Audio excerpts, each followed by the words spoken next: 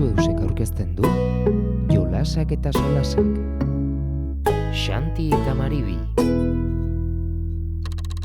Bat eta bi, Xanti eta Maribi, korrika eta korrika, katuaren iesi, korrika ejoaztela, zakur beltza ikusi, guztura erorita, ipurdia guzti, amona barrasika, etxeko lehiotik. Ikusi duzu zeinen erraza den, ezta? Hiruki bat osatu eta musikaren erritmora salto egitea besterik ez da. Ea, errepikatuko dugu?